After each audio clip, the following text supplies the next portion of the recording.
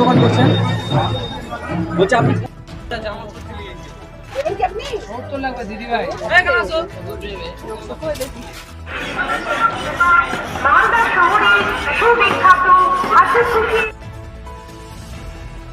বহু পুরনো প্রাচীন পাকুয়া হাট, যার অবস্থা এখন অস্তিত্ব সংকটে ঢুকছে।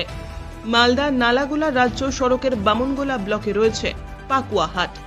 বহু পুরনো এই হাট সপ্তাহে একদিন মঙ্গলবার বসে। একসময় জমজমাট ছিল এই হাট। ইতিমধ্যেই বিভিন্ন এলাকায় ছোট বড় হাট বাজার তৈরি হওয়াতে মুখ থুবড়ে পড়েছে এই হাট। এই হাটে আসা ক্রেতা থেকে বিক্রেতা সকলেরই মন ভার। তারা জানান, একসময় বহু দূরান্ত থেকে এই হাটে ক্রেতা বিক্রেতারা আসতেন, এই হাটে বেচা কেনা করতেন, ভোরবেলায় বেরিয়ে পড়তেন হাটের উদ্দেশ্যে। ভিকাহার, নালাগোলা, বামনগোলা সহ বিভিন্ন এলাকার বাসিন্দারা এই হাটে আসতেন। ইতিমধ্যেই সেই হাট এখন চলে গিয়েছে হাইকোর্টের আন্ডারে। এছাড়াও ধীরে ধীরে দিনের সাথে সাথে হাটের অস্তিত্বও যেন হারিয়ে যেতে বসেছে, জানিয়ে সকলেই চিন্তিত। হয়তোবা কোনো একদিন হাট আর থাকবেই না, বাজারে পরিণত হবে।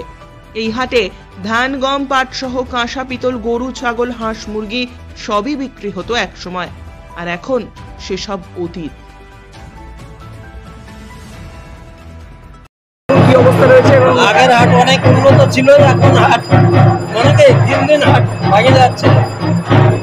আগে সোমবার করে হাট লাগে যেত, ধান পাট সব সোমবারে চলে আসতো। গরুর গাড়ি ভর্তি হয়ে যেত, মোষের গাড়ি। হ্যাঁ, এখন সেই হাটের কোনো অ্যাক্সিডেন্টও নাই। কখন থেকে হাট লাগতো? হ্যাঁ, আগে কখন থেকে হাট লাগতো? হাট মনে করেন সোমবার থেকে হাট লাগতো। পানালা, তারপরে ধানালা সব সোমবারে রাত্রে চলে আসতো। গরুওয়ালা, গরুর পাইকার টাইকার সব সোমবারে চলে আসতো।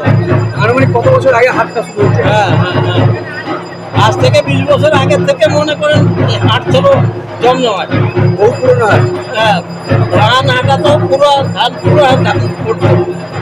এখন কি অবস্থা হয়েছে? এখন তো ধান ওঠেই না হাটে, এখন রাস্তায় রাস্তায় ধান বিক্রি হয়ে যাচ্ছে। আগের মতো হাট নেই, আগের মতো হাট নাই। বেচা কিনে কেমন হয় এখন?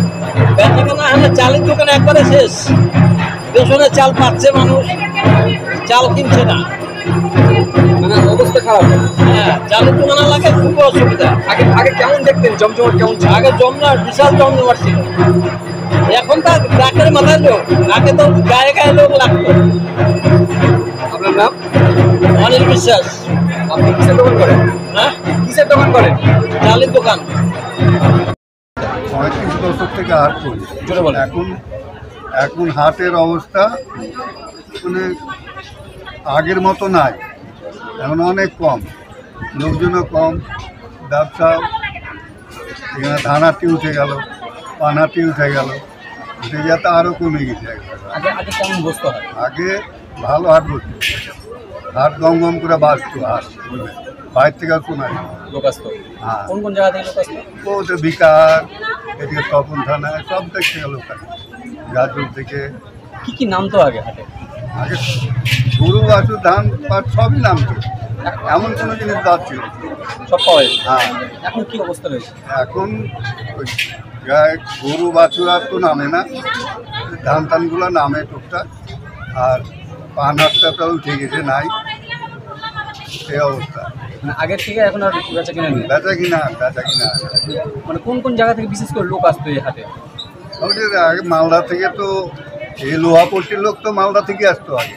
এখানে লোহাপট্টির লোক ছিল না, মালদা আইও এগুলো থেকে আসতো।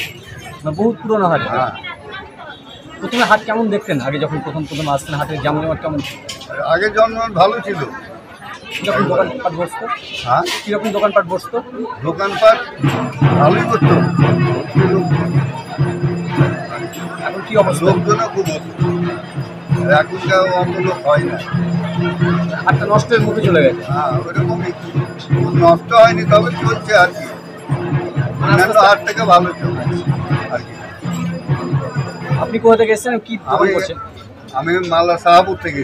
আপনার নাম? আমার নাম বিনয় কর্মকার। কিসের দোকান করছেন? এই লোহারি দোকান করি, লোহারি কর্ম করি, লোহারি। আপনি কত বছর ধরে করছেন এখানে? আমি 35 বছর ধরে।